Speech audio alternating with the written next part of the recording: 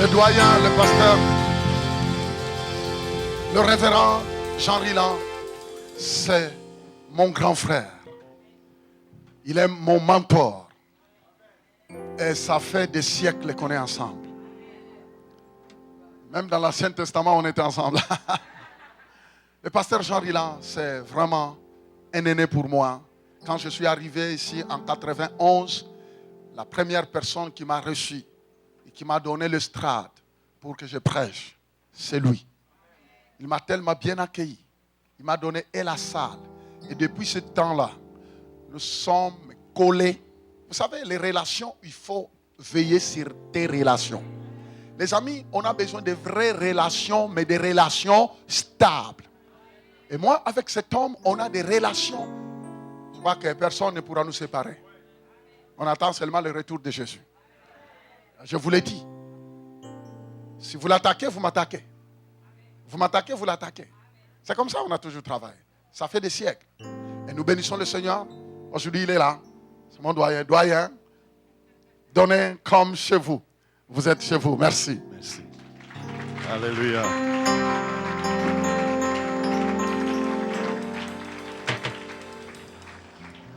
Amen. Merci beaucoup.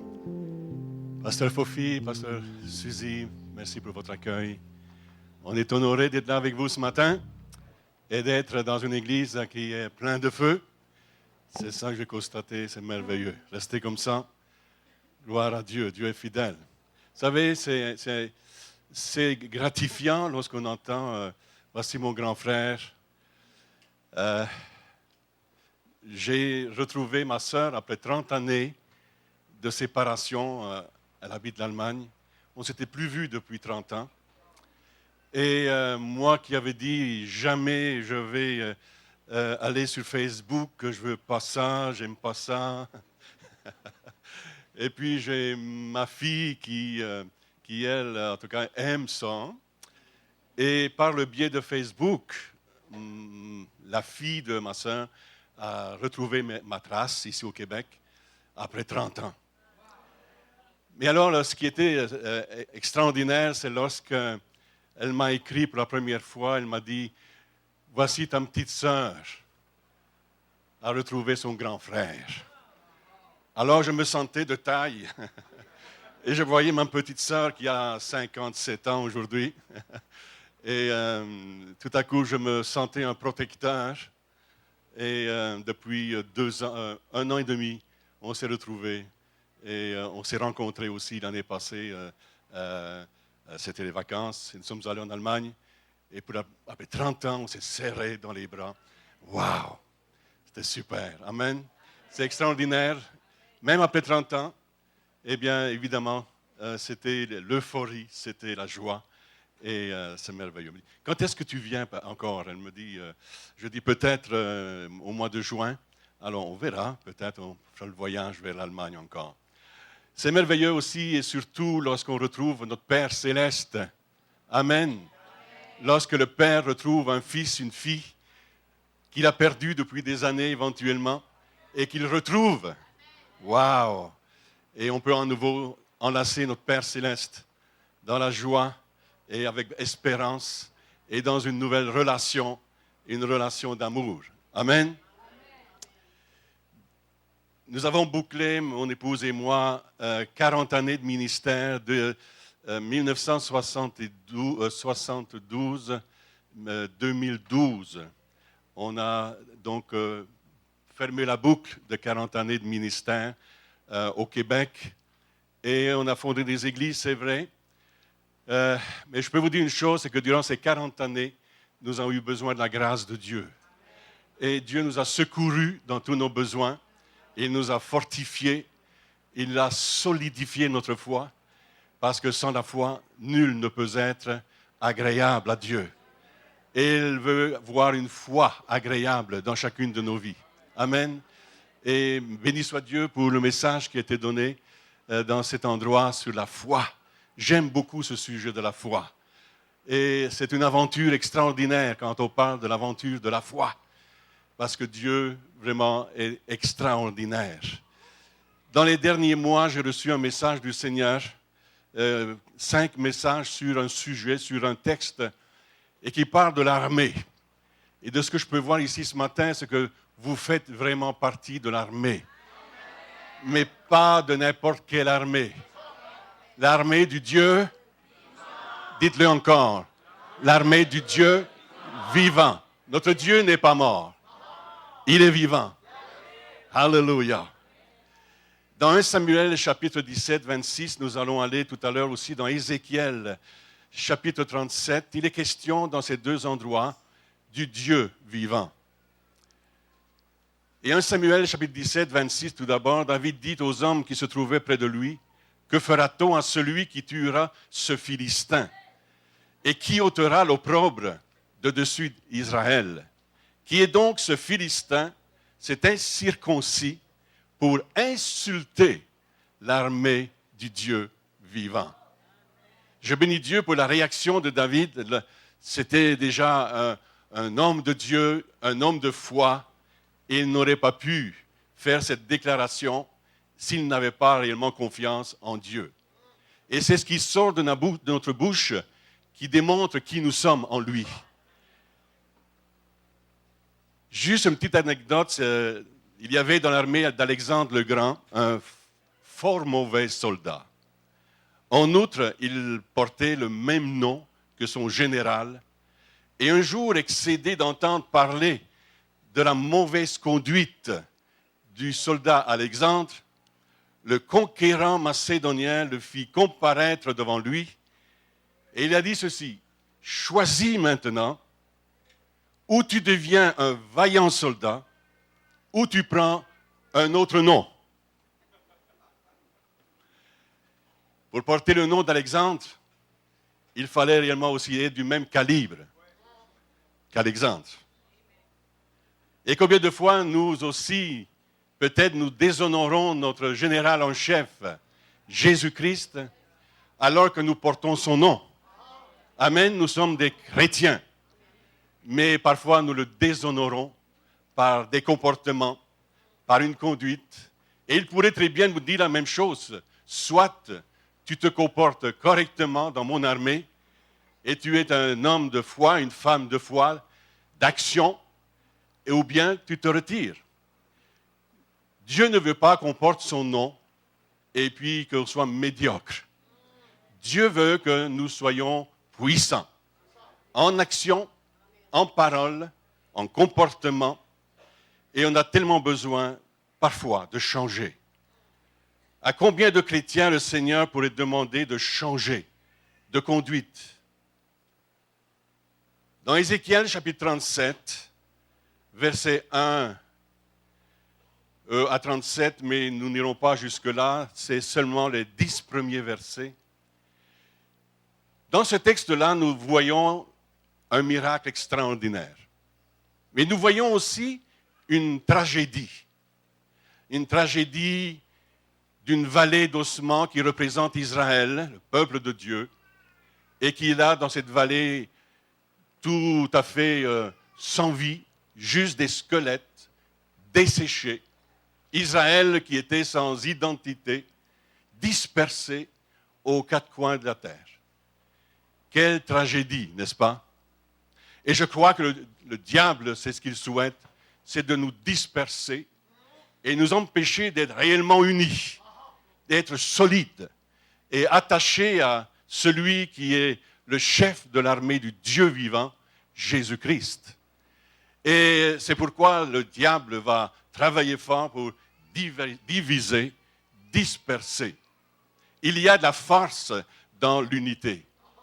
Et c'est pourquoi nous devons travailler à l'unité. Je bénis Dieu parce que beaucoup de gens aujourd'hui, dans cette salle, sont passés du premier verset de Ézéchiel 37 au verset 10. Beaucoup sont encore entre les deux, c'est-à-dire encore dans cette vallée d'ossements. Ils sont desséchés dans leur foi. Ils sont sans vie, sans espérance. Et cela, c'est notre société d'aujourd'hui. Nous voyons des hommes, des femmes desséchés, les relations sont sèches et où les familles sont divisées. Les enfants et puis les parents, papa et leurs fils, maman et puis leur fille éventuellement, il y a réellement des situations désespérantes et désespérées. Ça, c'est notre société. On retrouve encore parfois cela dans l'Église de Jésus-Christ. Pourquoi? Parce que l'ennemi est venu et il a travaillé tellement fort. Il n'y avait pas des liens suffisamment solides, pas suffisamment de prières aussi peut-être à la maison. Et papa et maman peut-être aussi divisés en eux-mêmes, ne donnant pas le bon modèle à leurs enfants. Et il y a des situations tellement déchirantes, desséchées, des relations sèches, la division. Béni soit Dieu. J'espère que ce n'est pas la situation pour personne ici qui est semblable et que réellement Dieu a fait le travail qu'il devait faire. Et puis nous pouvons dire aujourd'hui, Alléluia, je fais partie de l'armée de Dieu. Je suis un enfant de Dieu, rempli du Saint-Esprit. Et je suis un modèle pour ma famille. Béni soit Dieu. Tragédie, on a dit. Par contre, lorsque nous regardons le dernier verset, verset 10 d'Ézéchiel 37, eh bien, nous voyons là un homme, Ézéchiel, le prophète, qui est placé dans cette vallée. Dieu le place dans une vision et il lui montre ce qu'est devenu son peuple. Tragédie. Mais Dieu fait confiance à son homme, à son prophète, parce que Ézéchiel est un homme de foi. Dites avec moi, il était un homme de foi. Et Dieu va lui montrer cette vallée et il lui pose une question. Ézéchiel, est-ce que tu crois que la vie pourrait reprendre dans ses ossements? Alors le prophète va dire, eh bien Seigneur éternel, tu le sais. Certains disaient, et dans leur façon peut-être de lire le texte, leur compréhension, pensent qu'Ézéchiel éventuellement n'avait pas suffisamment de foi pour être réellement affirmatif. Et il dira tout simplement, Seigneur éternel, tu le sais. Mais je crois réellement qu'en disant cela, Alléluia, je crois qu'il disait tout simplement à Dieu, Seigneur éternel, tu le sais, à toi, tout est possible. Alléluia. Je crois réellement que c'était la foi d'Ézéchiel. Ézéchiel était là devant cette tragédie et il a déclaré, je dirais, sa foi. Laissez-moi vous dire que la foi doit être entretenue. La foi doit être soignée. Sinon, elle sera en péril. Parce que qu'est-ce que l'ennemi et où l'ennemi travaille? Il travaille là au niveau de la foi. Il essaye de déstabiliser. Il essaye de la ralentir. Il essaye de la détruire. Parce que c'est à cause de la foi que nous sommes agréables à Dieu. Et béni soit Dieu parce que durant toutes ces 40 années, nous avons marché par la foi.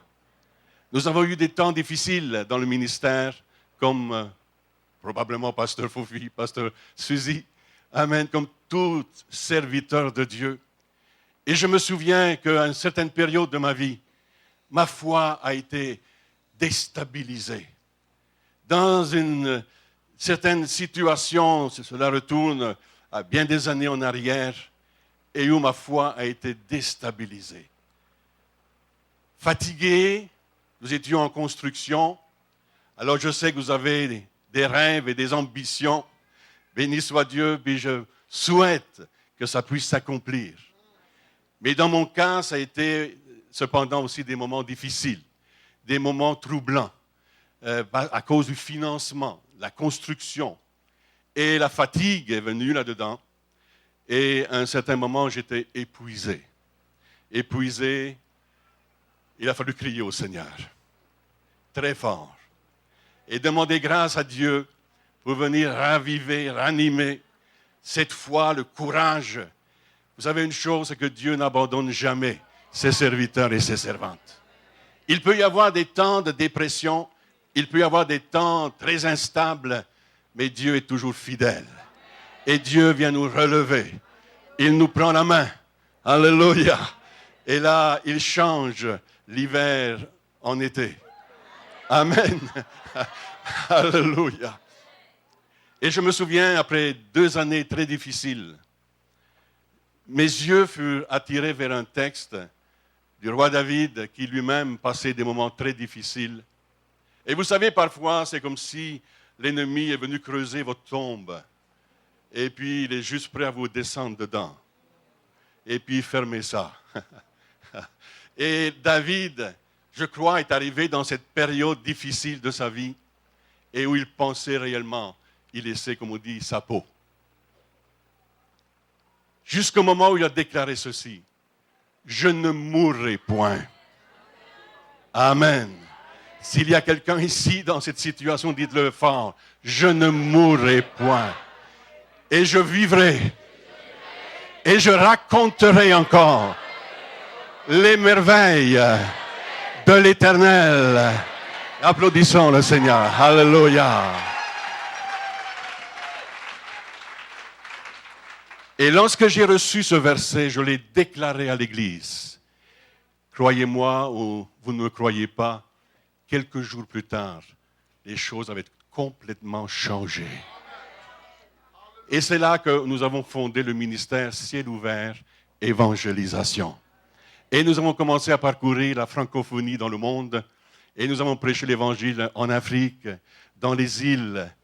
Alléluia. Dans les îles. Est-ce que c'est pour moi, mon frère? Merci.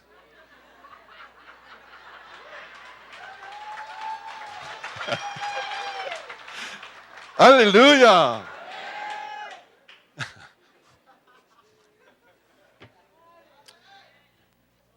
Glory to Jesus. God is good. All the time. God is good. Amen. Nous avons fondé donc le ministère Ciel ouvert évangélisation et nous avons commencé à parcourir la francophonie. Et je pense qu'il faut être sur la route pour voir les plus grands et les plus beaux miracles. Cela a enrichi mon ministère, cela a enrichi ma vision. Les choses n'ont plus jamais été les mêmes.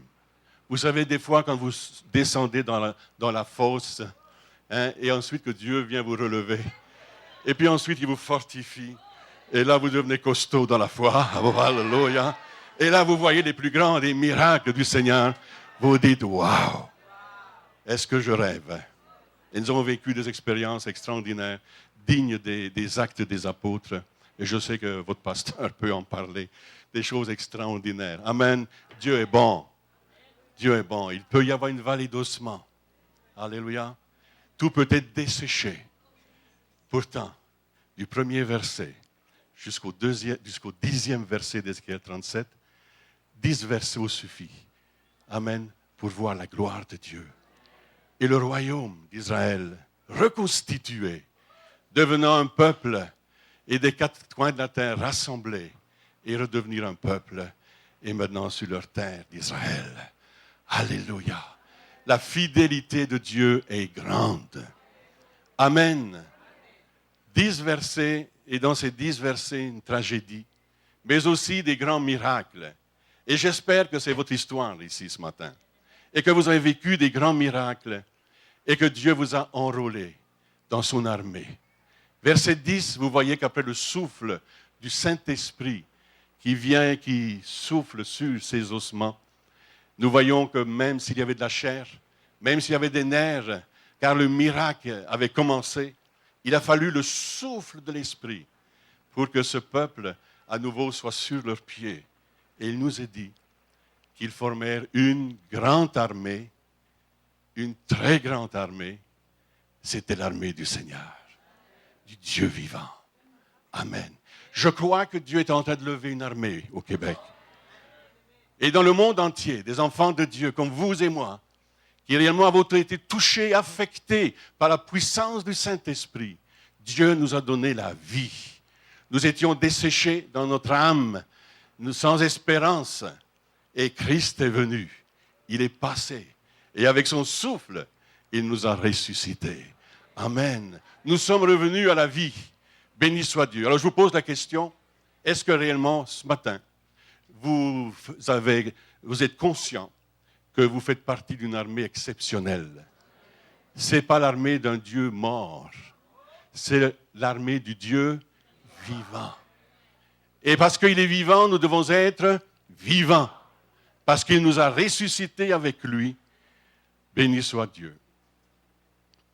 Je disais dernièrement à quelqu'un qui vivait un temps difficile, un temps déchirant. Il semble que tout était brisé, son âme était brisée. Il avait des grandes espérances.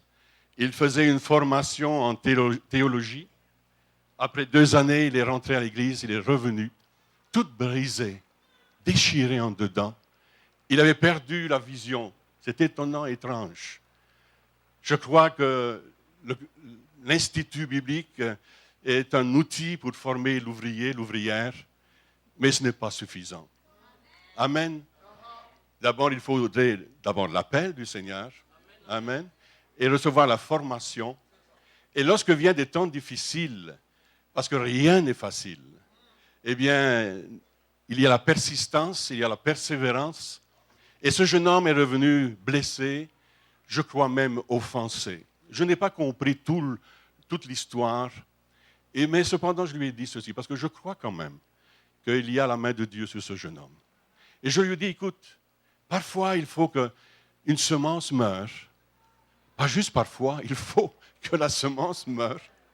Et lorsque vous regardez une semence qui est morte, elle est réellement morte, elle est sèche. Mais il faut qu'elle arrive à ce point-là pour reprendre vie et donner la vie. Et je lui ai dit, tu sais, tu as peut-être ici été blessé, il semble que tout s'écroule pour toi, mais Dieu a toujours ses yeux sur toi. Dieu a sa main sur ta vie et Dieu va faire des grandes choses. Tout semble s'écrouler, mais pourtant cette semence qui semble être sèche va revivre. Qui aurait cru? Qui aurait cru, sinon que Dieu lui-même, l'ayant prophétisé que son peuple, desséché, dispersé, redeviendrait une nation qui est menaçante, même petite nation, et où les gens autour, les peuples autour, craignent Israël. Amen. Et dans le monde entier, laissez-moi vous dire une chose, il y a une armée qui est là. C'est l'armée du Seigneur. Et cette armée, elle est armée, équipée, et elle est dangereuse. Dites-le, je suis dangereux. Vous êtes, vous et moi, dangereux pour le royaume des ténèbres. Vous êtes dangereux pour le royaume de Satan. L'enfer tremble de peur lorsqu'il voit un enfant de Dieu, une église en prière, des hommes en feu, baptisés du Saint-Esprit. Lorsqu'il voit des femmes, des hommes remplis de lui et conquérants, il est menacé. Alors, vous êtes dangereux. Dangereux parce que vous avez la prophétie de Dieu. Alléluia. Dangereux parce que vous avez les promesses du Seigneur. Dangereux parce que vous avez le nom qui est au-dessus de tous les noms. Et son nom, c'est Jésus. Alléluia. Et Jésus fait trembler l'enfer. Le nom de Jésus fait trembler l'enfer. Le diable tremble de peur. Alléluia. Frères et sœurs, vous êtes dangereux. Et parce que vous êtes menaçants et dangereux, le diable aussi fera tout ce qu'il faut pour vous déstabiliser. Amen. Pour vous déconcentrer de l'essentiel. Et c'est pourquoi il faut garder la foi. Les yeux fixés sur le général en chef. Alléluia. Le commandant en chef de l'armée du Dieu vivant. Alléluia. Alléluia. Il me semble que ça réagit plus là-bas qu'ici. Je ne sais pas si je me trompe. Laissez-moi voir un peu comment vous faites pour réagir ici. Wow. OK. Wow. C'est peut-être parce que je m'adresse plus là-bas qu'ici. On va faire attention à cela. Oh, alléluia. Dieu est bon. Amen. Vous avez la force du buffle. Amen. Si vous avez déjà vu un buffle, je pense que oui. Hein, c'est extraordinaire la force que cet animal peut avoir.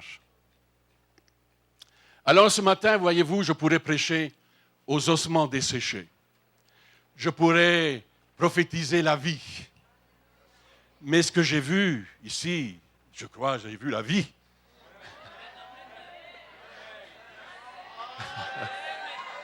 Alléluia. Alors, je ne m'adresserai pas aux ossements desséchés. Amen. Peut-être qu'on aura l'occasion une autre fois, peut-être, à s'adresser à ces personnes qui ont besoin de résurrection et de vie. Mais je crois qu'ici, ce matin, je veux juste prophétiser et parler à l'armée du Dieu vivant. Alléluia. Une armée, elle est debout dans la bataille. Elle est debout dans la bataille. Elle est fidèle au commandant en chef, Jésus-Christ. Alors, béni soit Dieu. Vous savez, ce Ézéchiel 37, on peut en tirer tellement de leçons. Je ne peux pas, dans le délai qu'il m'est donné, vraiment vous donner tout le contenu. Il faudra, pasteur Fofi, qu'on ait une autre rencontre, peut-être 2 autres rencontres. Mais je prophétise ici à des hommes et des femmes, des jeunes, des moins jeunes, comme on a vu ce matin, mais aussi à vous, Église. Église de toutes les nations. Chez nous, dans l'Église, Carrefour évangélique des nations, c'était bien le nom, il y avait une 30aine de nations. J'étais tellement fier. Amen. Tellement fier de voir ce que Dieu a fait dans cette Église. Et de rassembler des peuples d'un peu partout, une 30aine de nations qui étaient là et toujours là, bien présentes. Des hommes, des femmes venant de tout milieu aussi, même évangéliques, et rassemblés dans un même lieu, chantant comme vous, exaltant le nom du Seigneur. Amen. Et ensuite, Dieu me dit, et ce n'est pas depuis hier, ça fait quelques années déjà, qu'il fallait qu'on reprenne le bâton du pèlerin. Chose que nous avons toujours bien aimée. Et alors là, il a fallu que je mette un autre chapeau sur la tête, du chapeau de pasteur en chapeau d'évangéliste. Et là, nous avons repris donc le chemin et nous parcourons à nouveau le monde. Et c'est tellement extraordinaire de voir que Dieu met un appel sur ton cœur. Et cela dure. Quand c'est Dieu qui parle, ça demeure là. C'est tellement fort. C'est tellement fort. Amen. Alléluia. Et là, c'est un privilège extraordinaire de pouvoir encore m'adresser aux nations d'une autre façon. Dieu a amené les nations chez nous et maintenant il me renvoie vers les nations. Waouh! Waouh! Vous dites waouh! Dieu est bon. Il sait ce qu'il fait. 2 Timothée, chapitre 2, verset 4 dit ceci. Il n'est pas de soldat qui s'embarrasse des affaires de la vie s'il veut plaire à celui qui l'a enrôlé. Un jour, un homme est sorti de l'église. Tantôt, j'étais admirablement surpris de voir votre pasteur qui était à la porte et qui accueillait les gens. C'est merveilleux. Les pasteurs devraient pouvoir avoir le temps de le faire. Amen. Et ce pasteur était là et il accueillait donc les gens. Et à la sortie du culte, il aperçoit un monsieur et lui dit « Mais je ne te vois pas souvent dans l'église. Il dit, je te vois Noël, Pâques, dans certaines grandes occasions, mais je ne te vois pas souvent. » Alors cet homme est allé à l'oreille du pasteur et lui dit « Oui, mais pasteur, je suis un agent secret. »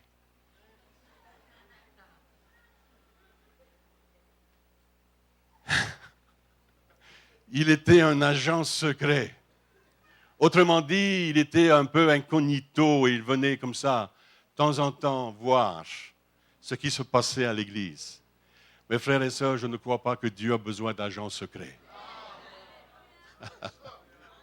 Il veut des soldats. Et parce qu'un soldat, on sait qu'il est un soldat. Si vous regardez l'armée canadienne, ils ont un costume, n'est-ce pas? Ils ont des habits de soldats. Ils sont équipés pour cela. Amen. Et lorsqu'ils sont là, on sait qu'ils sont là. On sait qu'ils sont soldats. Et ils créent même un certain respect, non? On dit, voilà, ils donnent leur vie pour leur patrie. Et ils sont, je dirais, maintenant, ils ne s'appartiennent plus. Ils appartiennent maintenant à l'armée. Malheureusement, au détriment de la famille parfois. Mais vous regardez parfois, lorsque les troupes partent en Afghanistan ou d'autres endroits, ils sont là, prêts à partir, et on leur pose la question, est-ce que Vous êtes heureux de partir? L'épouse est là, les enfants sont là. Et puis on lui pose la question, est-ce que tu es heureux de partir? Avez-vous déjà entendu leur réponse? Ils diront, oui. Nous avons été formés pour cela. Nous avons été exercés pour cela. Et maintenant, sur le champ, nous voulons mettre en pratique ce qu'on nous a appris. Amen. Je ne suis pas en train de vous dire que vous devez laisser la famille, c'est pas ça. Prenez soin de votre famille. Cependant, avant toute chose, vous appartenez à l'armée de Dieu. Vous ne vous appartenez plus. Vous appartenez au Dieu vivant, à l'armée du Dieu vivant. Amen. Et là, il vous faut mettre en pratique les choses que vous avez apprises, les choses qu'on vous a enseignées. Vous devez les mettre en pratique. Parfois, on est simplement des auditeurs, mais souvent des auditeurs oublieux. Mais lorsqu'on entend la parole de Dieu, alléluia, il faut la mettre en pratique. Et lorsque nous sommes sur le champ, et lorsque nous sommes dans le combat, c'est le temps maintenant de mettre en pratique ce qu'on nous a enseigné. Amen. Amen.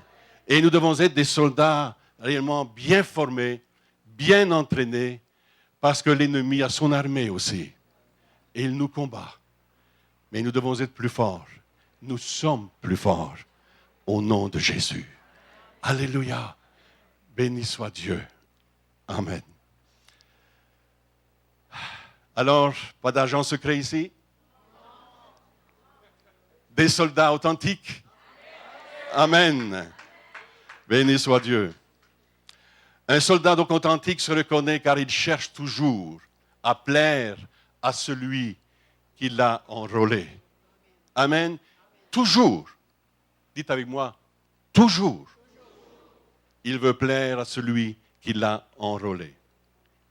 Avec sagesse et douceur, il va afficher ses couleurs. L'une des différences entre un agent secret et un soldat, c'est que ce dernier se reconnaît dans une foule par son uniforme, alors que l'espion ressemble à tout le monde, car son objectif est de passer inaperçu.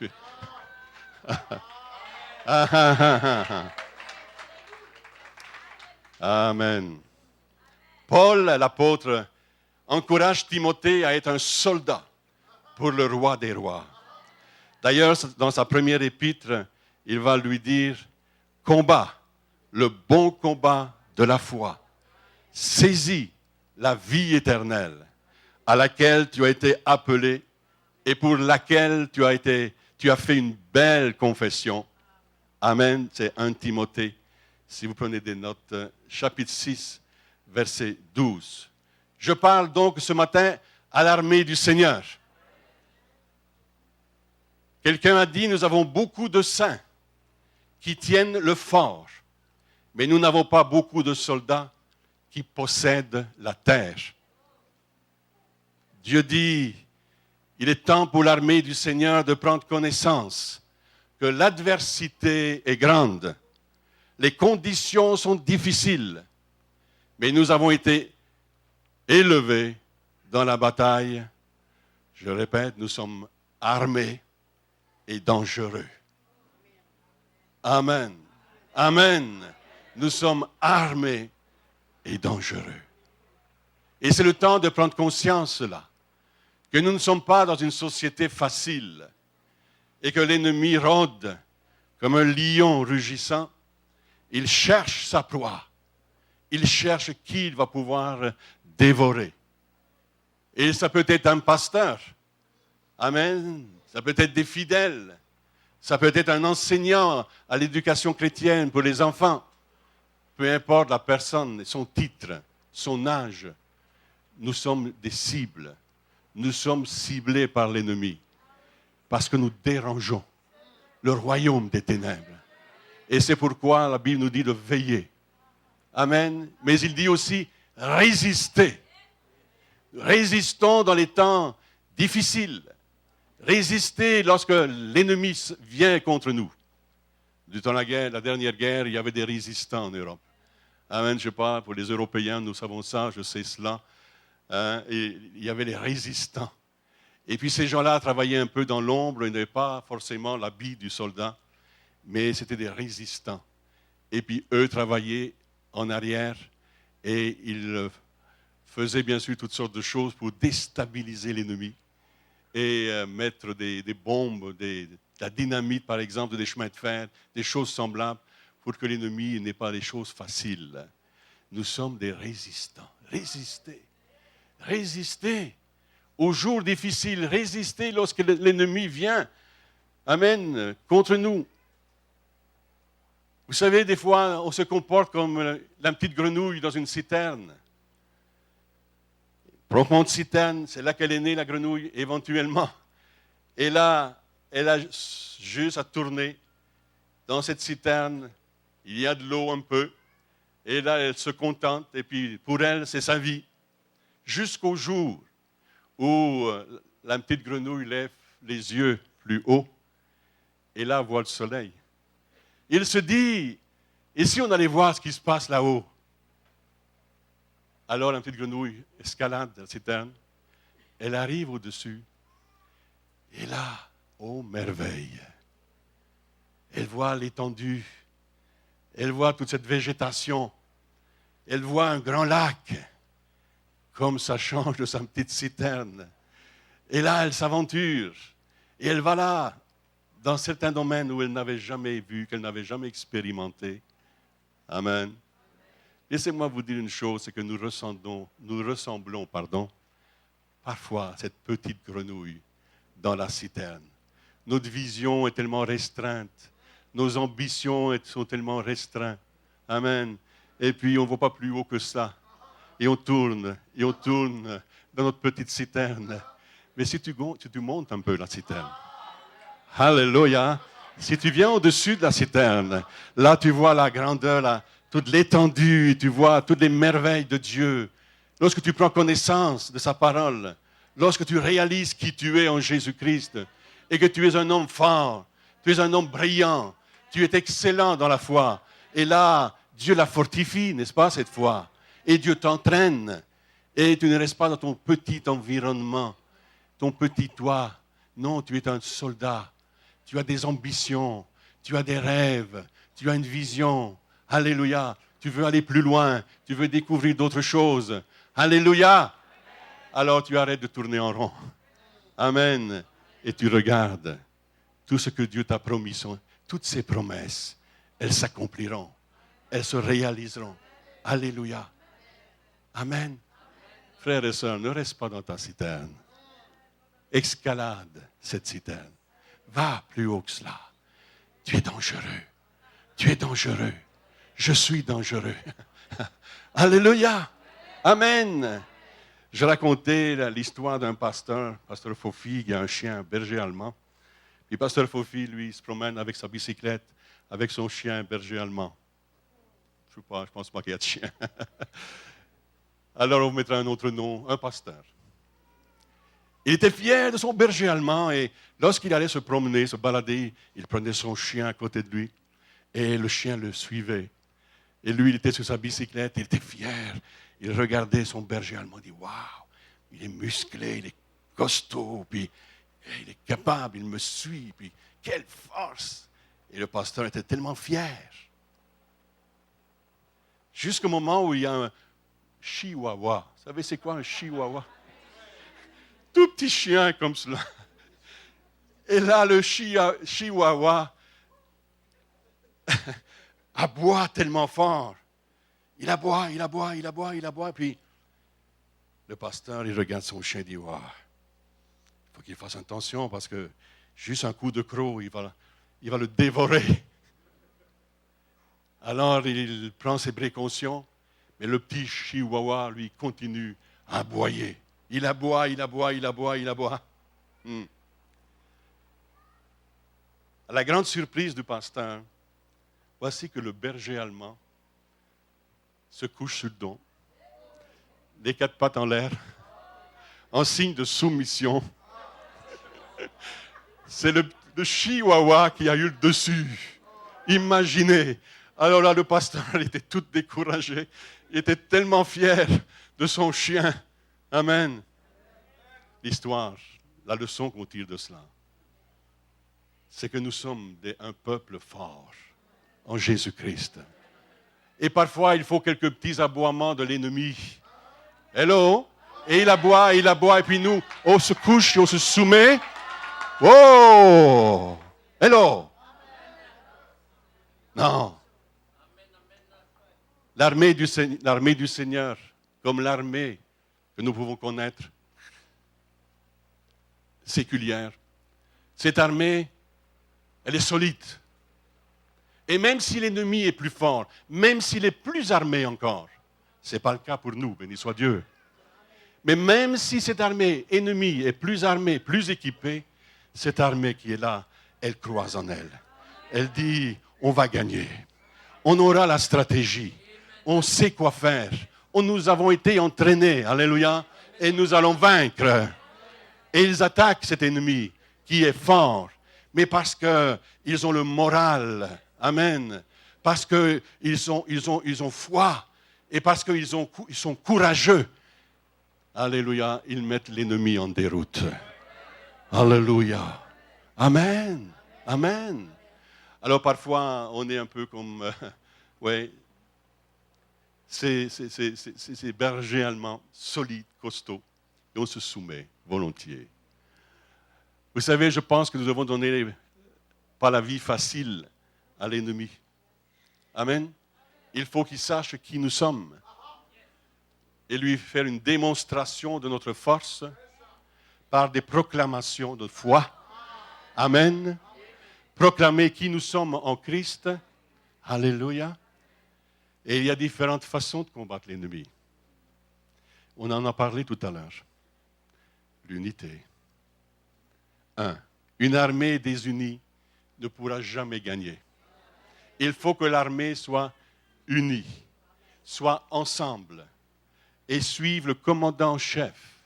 Vous savez une chose, même si ça plaît ou ça ne plaît pas, même si l'armée n'est pas forcément satisfaite des ordres qui lui ont été donnés, parce qu'il est le commandant, l'armée doit suivre.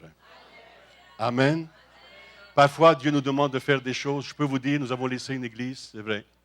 Il y avait plus de 300 fidèles. Une église magnifique que j'aime encore.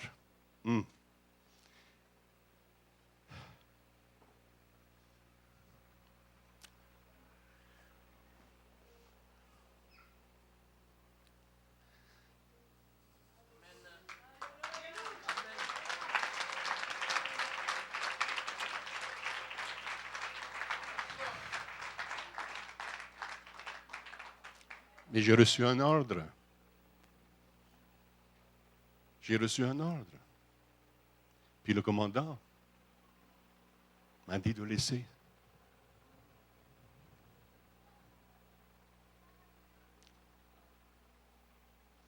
Je suis fier. Je suis fier d'appartenir à ce commandant qui sait ce qu'il fait.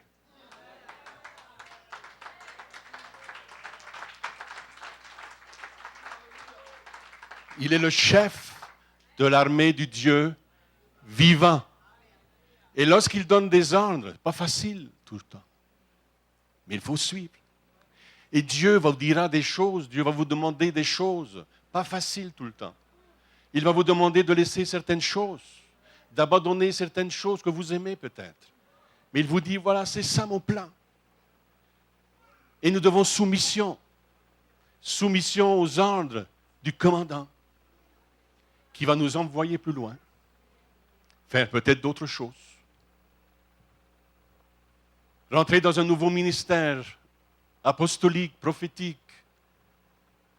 Amen. Béni soit Dieu. J'aime Pasteur Fofi parce que Pasteur Fofi, et puis son épouse sont des gens qui sont très ouverts. Qu'est-ce que Dieu veut de moi? Amen. Et je sais qu'il voyage beaucoup. Amen. Et il se donne, parce que c'est des ordres qu'il reçoit. Amen. Pas juste l'ambition de dire, voici, je suis allé à telle place, j'ai fait telle chose, voici, j'ai accompli tel miracle. Amen.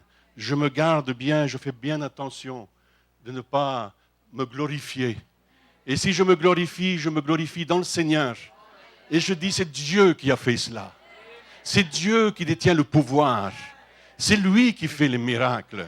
Et tant qu'on restera dans l'humilité, tant que nous allons donner, pasteur Fofi, la gloire à Dieu, le ministère ira grandissant, se multipliera. Amen. Amen. Nous sommes connectés au ciel. Nous sommes connectés au Dieu vivant. Il donne ses ordres et nous devons exécuter en soumission. La deuxième chose que je devrais vous parler, mais je n'aurai pas le temps, peut-être une prochaine fois, c'est la sainteté. Amen. C'est qu'un peuple, le peuple de Dieu, qui ne recherche pas la sanctification, ne peut voir le Seigneur, ne peut voir ses œuvres. Mais si le peuple se sanctifie, et si Dieu me le permet une autre fois, peut-être je pourrais vous parler de cela. Amen. La sanctification sans laquelle personne ne verra le Seigneur. Vous savez, dans l'armée régulière, eh bien, on sait qu'il se passe n'importe quoi, n'est-ce pas? La sainteté n'existe pas. Et il y a toutes sortes de choses qui se produisent. Et il y a certains même soldats qui sont exclus de l'armée à cause de cela. Amen. Parce qu'ils n'ont pas été honnêtes. Parce qu'ils étaient débranchés réellement du commandant et des ordres qui lui étaient donnés et affectés. Et ils ont été rejetés de l'armée. Certains même passent en cour martiale. Ils feront de la prison. Amen. Mes amis, pour rester branchés et connectés dans l'armée du Dieu vivant, il est bon d'avoir un cœur pur. Amen. D'avoir la sainteté dans nos vies. Alléluia. Attention, moi je dis tout le temps, faites attention à ce que vous regardez avec vos yeux. Faites attention à Internet. Un simple clic, monsieur, et puis voici, vous vous retrouvez sur un site que vous ne devriez jamais regarder. Vous polluez votre esprit. Et les ordres que vous avez reçus de Dieu sont contaminés par les choses qui rentrent par vos yeux ou encore que vous entendez. Les choses que vous entendez. Frères et sœurs, soyons saints, car l'Éternel est saint. Amen. Et vous allez avoir du succès. Vous allez voir cette Église prospérer encore plus. Vous allez voir la gloire de Dieu davantage. C'est magnifique ce que Dieu fait ici. Mais il fera plus encore, de gloire en gloire, de gloire en gloire. Alléluia. Il me semble qu'il me reste encore 12 minutes. Je prophétisais, dira le prophète, chapitre 37, verset 10. Amen. Alors, je vous ai dit, je ne parlerai pas sur les eaux desséchées, mais quand même. Verset 10. Je prophétisais selon l'ordre qu'il m'avait donné, et l'Esprit entra en eux, et ils reprirent vie, et ils se tinrent sur leurs pieds. C'était une armée nombreuse, très nombreuse. Alléluia. Ce n'était pas une petite armée, mais une armée nombreuse. Et je sais que sur toute la surface de la terre, nous voyons une armée qui se lève. Dans toutes les langues et par toutes les nations, une armée qui se lève. C'est merveilleux de voir les choses que Dieu fait. Dans Actes 17, verset 6, Paul et Silas passèrent par Amphilopis et Apollonie. Et ils arrivaient à Thessalonique où les Juifs avaient une synagogue. Et ils ont dit ceci, ces gens qui ont bouleversé le monde sont aussi venus ici. Ils étaient pas mal dérangés, j'ai l'impression. Mais ils voyaient les merveilles de Dieu. Ils voyaient les miracles. Ils pouvaient admirer les œuvres de Dieu. Ils sont passés dans cet endroit. Ça, c'est les hommes de Dieu. Et je crois que le manteau est tombé sur cette génération. Le manteau d'Élie, le manteau, oui, d'Élisée, qui a pris la relève. Le manteau de Moïse et de tous ces grands hommes de Dieu, mais aussi tous ces grands hommes de notre temps qui ont vécu, qui ont fait des grandes œuvres. Il y a un homme que j'admire beaucoup, qui est l'évangéliste Billy Graham, qui a aujourd'hui, je pense, 95 ans, si je me trompe, et qu'il est peut-être, je ne sais pas, dans une chaise, et puis là, il donne ses ordres encore, il accomplit des œuvres, et on ne le voit plus tellement public, mais il est toujours là. Alléluia. Et le monde a été touché par sa prédication. Des milliers ont été sauvés par sa prédication. Alléluia. Mais aujourd'hui, c'est à nous c'est à vous. Pasteur Fofi parlait de la jeunesse. Cette génération, pas seulement d'aujourd'hui, mais de demain, qui va vous prendre la relève. Mais aujourd'hui, alléluia, vous et moi, nous sommes ces hommes, ces femmes qui devons être le porte-parole de Dieu. Dieu veut se servir de toi, monsieur. Dieu veut se servir de toi, madame. Dieu veut se servir de son armée pour faire l'œuvre d'aujourd'hui. Nous devons engranger, nous devons amener ces gerbes que nous allons moissonner dans les granges du Seigneur. Alors, c'est le temps de la moisson. Amen, c'est le temps. Jésus est à la porte. Vous avez sans doute déjà entendu ou lu des histoires d'hommes, de femmes qui ont été emmenés par des anges dans le ciel ou aussi même en enfer. Ils sont allés faire une petite visite et j'ai lu sur le sujet parce qu'il semble que c'est quelque chose de plus régulier aujourd'hui et où Dieu permet que des personnes aillent visiter ces endroits. Et lorsqu'ils reviennent, ils font un rapport parce que Dieu les ramène. Amen. Dieu les ramène. Mon épouse pourrait vous parler qu'elle-même, dans une opération, elle s'en est partie jusqu'au moment où finalement Dieu lui a donné un message qu'elle ne m'a jamais dit. Secret. Agent secret. Non. Agente secrète. Mais c'est son message, c'est ce que Dieu lui a dit. Amen. Et puis elle est revenue. Elle fut ramenée dans son corps. Et de plus en plus, voyez-vous, des gens comme ça sont attirés vers cet endroit, l'enfer ou encore le paradis. Et lorsqu'ils reviennent, ils nous apportent un message de la part de Dieu. Et ce que je lisais dernièrement, le message qui avait été donné à cette personne, c'était, vois-tu, les anges sont affairés. Regarde, ils ont préparé la table pour accueillir l'épouse. Mais l'épouse n'est pas prête. Quel message! Quel message! Les anges, le Seigneur, ils sont au travail, ils nous préparent la table. Tout est préparé pour accueillir l'épouse du Seigneur, mais le Seigneur Jésus lui-même dit, je ne peux pas présenter mon épouse à mon Père, parce que l'épouse n'est pas prête. Elle a besoin de se préparer, elle a besoin encore de changer ce qu'il faut être changé. Amen. Nous sommes l'épouse. Qu'est-ce qui pourrait hâter la venue du Seigneur? Sinon que l'épouse soit prête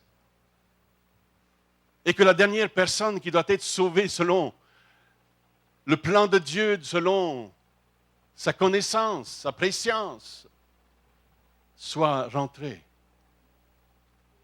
C'est pourquoi nous devons travailler fort, n'est-ce pas? Sur nous-mêmes, mais aussi pour cette génération. Cette génération a besoin d'entendre la parole de Dieu, mais aussi de voir la manifestation de sa puissance. Avez-vous remarqué que l'homme ne veut plus rien savoir de l'Église? Ils veulent voir Jésus au travers de vous, au travers de moi. Alors ils croiront tout à nouveau. Amen. Mais si nous sommes comme tout le monde, alors ils diront non, ce n'est pas ça que je veux.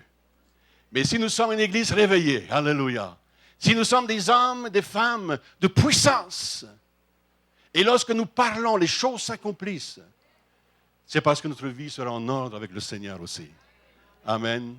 Et que nous serons aussi remplis du Saint-Esprit. Béni soit Dieu. Alors, il me reste 5 minutes. Je vous apporte la conclusion. Amen. Dieu est bon. Dieu dit dans Jérémie, chapitre 51, versets 20 à 21. Jérémie 51, versets 20 et 21. Tu as été pour moi un marteau, un instrument de guerre. J'ai brisé par toi des nations. Par toi, j'ai détruit des royaumes.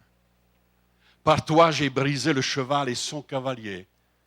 Par toi, j'ai brisé le char et celui qui était dessus.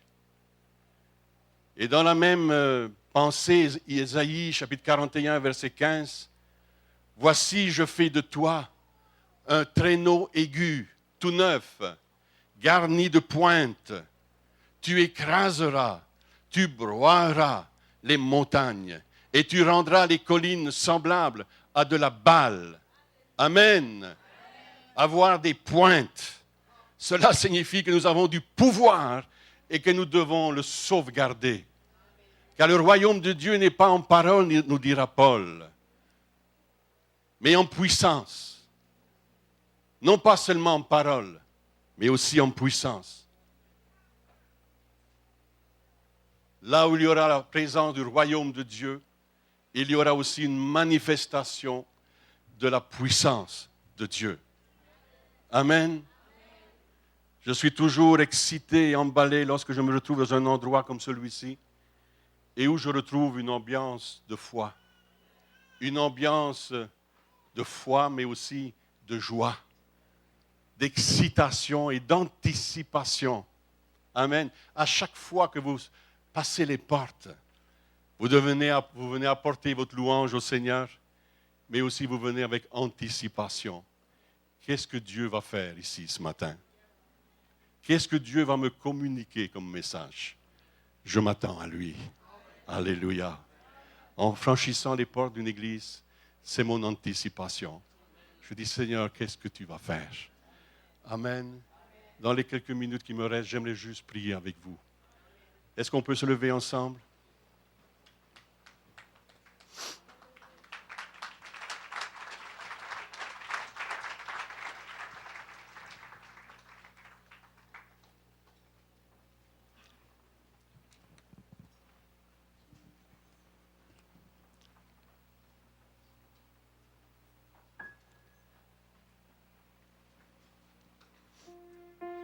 Oh, alléluia, Jésus.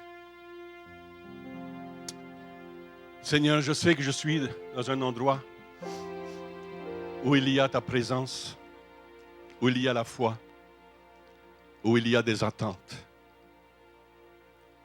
Seigneur, beaucoup ici sont passés du premier verset d'Ézéchiel 37 au 10e verset. Ils sont passés par différentes difficultés. Peut-être des moments de sécheresse, de désillusion, de maladie, de souffrance, peut-être aussi d'abandon.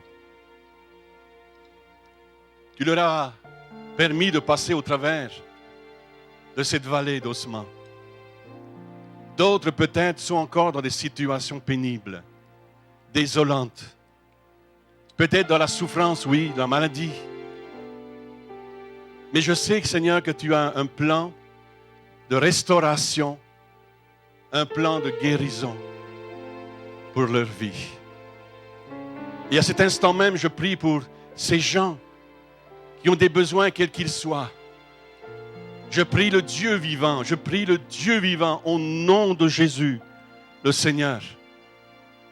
Et j'appelle le Saint-Esprit, afin que ce vent de l'Esprit souffle à cet instant même. Touche-les. Apporte la vie. Apporte la guérison, Esprit de Dieu. Le salut. Change ce qui doit être changé. Fortifie ce qui doit être fortifié. À toi, tu détiens le règne, la puissance. Tu es le Dieu du royaume, le chef de l'armée du Dieu vivant. Saint-Esprit, au nom de Jésus, Père, je te prie que l'Esprit de Dieu les touche, que ton Saint-Esprit les traverse.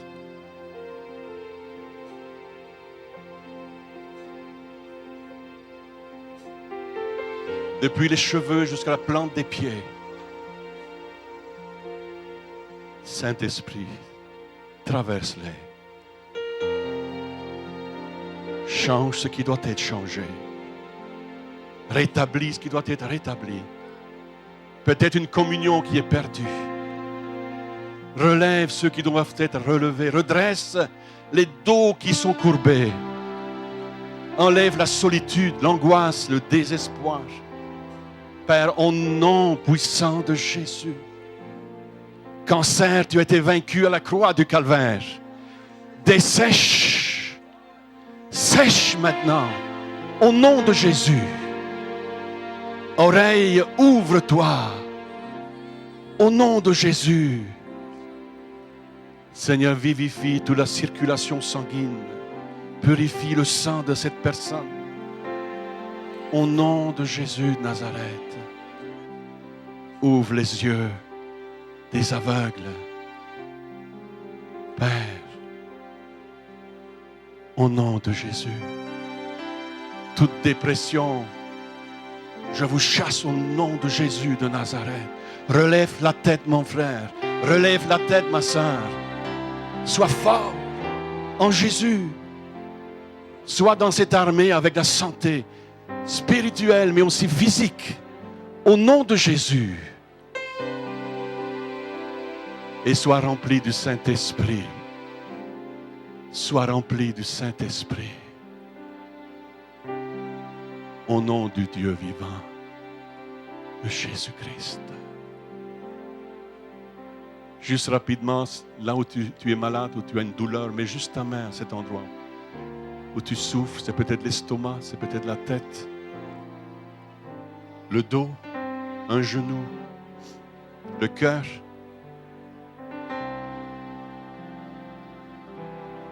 Vous savez, la maladie de cœur, ce n'est pas juste le muscle comme tel. C'est la maladie de l'âme. L'âme qui a besoin de guérison, de restauration. Vous êtes pris dans vos émotions, dans vos sentiments. Et vous avez besoin que Dieu reconstruise toutes choses en toi. C'est parce que tu as été trahi dernièrement. Quelqu'un t'a trahi. Tu as reçu un téléphone peut-être. C'était un téléphone pas gentil. Et ton âme est brisée aujourd'hui. Mais au nom de Jésus de Nazareth, Seigneur, touche-les. Touche au nom de Jésus de Nazareth. Sois guéri au nom de Jésus de Nazareth. À cet instant même, reçois maintenant l'armée de Dieu, l'armée du Dieu vivant a besoin d'être en santé. Alléluia. Psychologique, moralement, physiquement, tu as besoin d'être en santé pour combattre. Alléluia. Koroshana la baba korobobobo sanda. Rekorobobo sanda la baba kondoro baba. Alléluia, alléluia. Déstabiliser l'enfer ce matin. Que l'enfer soit déstabilisé. Parce qu'il y a un peuple qui élève sa voix et qui adore le Seigneur. Alléluia. Et vous l'adorez dans des langues nouvelles. Dans le nom de Jésus. Satan, tes œuvres sont démolies. Satan, tes œuvres sont détruites. Dans le nom de Jésus. Satan, tu as affaire à l'armée du Dieu vivant. La puissance de Dieu qui règne. Le nom de Jésus qui domine. Koroshara baba baba baba baba. Likorobo sanda. Likorobo sanda la masoro korobo shanda. Reçois notre louange. Reçois notre louange. Reçois notre louange. Qui arababa shara baba so. Ira la baba baba korobo shanda. Hallelujah, hallelujah, hallelujah, hallelujah. Nul n'est semblable à toi, nul n'est semblable à toi.